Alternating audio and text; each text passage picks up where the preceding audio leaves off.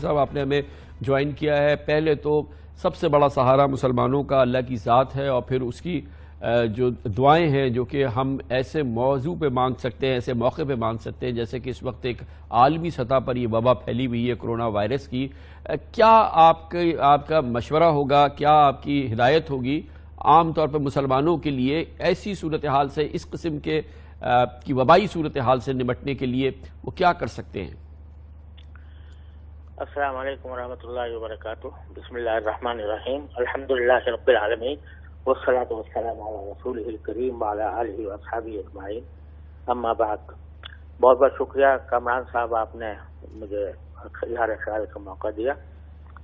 واقعہ یہ ہے کہ اس وقت وبا بڑی تیزی کے ساتھ پھیل رہی ہے، اور کچھ اس قسم کی وبا ہے کہ جس کے بارے میں نبی کریم صلی اللہ علیہ وسلم نے اپنی ایک حدیث میں ارشاد فرمایا تھا کہ جس قوم میں فحاشی بڑھتی ہے اس میں ایسی بیماریاں پیدا ہو جاتی ہیں جو ان کے آباء و اجداد نے، ان کے اسلاف نے پہلے کبھی سنی بھی نہیں تھی.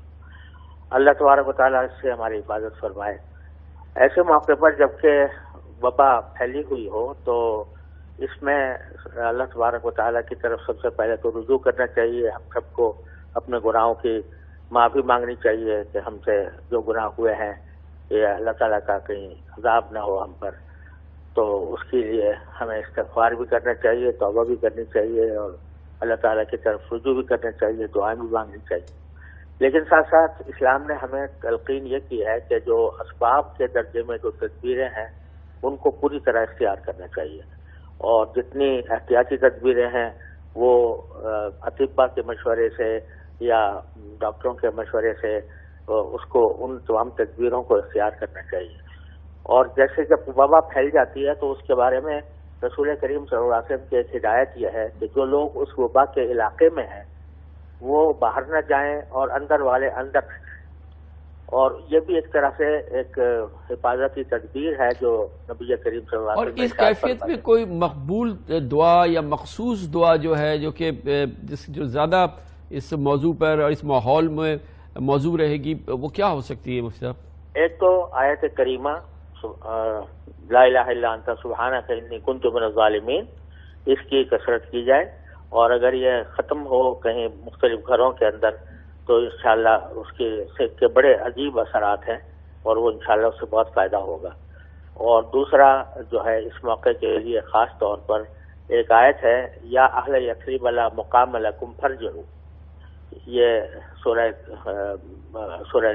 احزاب کی آیت ہے، یا اہل یثرب لا مقام لکم فارجعوا. اس کی بھی اگر کثرت کی جائے تو انشاءاللہ امید ہے کہ وبا دور ہوگی اللہ نے چاہا. اچھا مفتی صاحب، اس میں ایک بڑا اہم موضوع ہے وہ اس سے جڑا ہوا، وہ یہ کہ عمرے کے لیے تو ابھی فی الحال سعودی حکومت نے احتیاطی تدابیر اختیار کی ہیں اور لوگوں سے کہا ہے کہ وہ نہ آئیں، اور پھر سوائے غیر سعودیوں کو فی الحال عمرے کی اجازت نہیں ہے اس مخصوص بیماری کی وجہ سے کہ لوگ جمع ہوں گے، وہ پھیلے گی.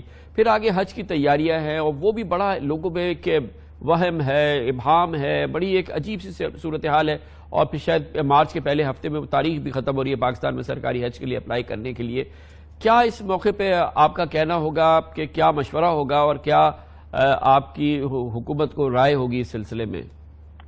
دیکھیے، جہاں تک عمرے کا تعلق ہے، کیونکہ عمرہ کوئی واجب نہیں ہے، فرض نہیں ہے، تو اس واسطے اگر سعودی حکومت نے اس کے اوپر پابندی لگائی ہے اس وبائی صورتحال میں تو اس میں کوئی حرج نہیں ہے، اور اس میں واقعتاً اس کی پابندی کا خیال رکھنا چاہیے اور اس کے خلاف ورزی نہیں کرنی چاہیے. البتہ جو حج کا معاملہ ہے ابھی ذرا فاصلہ ہے حج میں، اور ابھی کافی دن ہیں. اللہ تعالیٰ کی رحمت سے امید ہے کہ انشاءاللہ اس وقت تک حالات بہتر ہو جائیں اور وبا دور ہو جائے، تو اس وقت کے حالات کے لحاظ سے پھر فیصلہ کرنا ہوگا. لیکن تیاریاں تو کرنی ہے نا مفتی صاحب، ابھی اپلائی بھی کرنا ہے، لوگوں نے پیسے بھی جمع کرانے ہیں، اور پھر تمام وہاں بکنگز بھی ہونی ہے. نہیں، وہ تیاریاں تو ہونی چاہیے، تیاریاں تو میرے خیال میں ہوتی رہنی چاہیے، لیکن یہ کہ پھر عملاً حج میں شرکت کس کی ہو کس کی نہ ہو اور کیا طریقہ اختیار کیا جائے اس کو اسی وقت طے کیا جا سکے گا. ابھی اس کے بارے میں کچھ کہنا مشکل ہے. یقیناً. بہت بہت شکریہ جناب مفتی تقی عثمانی ہمارے ساتھ موجود تھے. یقیناً دعاؤں کا بہت اثر ہے، دعاؤں کا سہارا ہر صورت میں ہر مسلمان ہر وقت لے سکتا ہے، اور ایسے مسائل میں تو یقیناً بہت ہی کارگر ذریعہ ہے.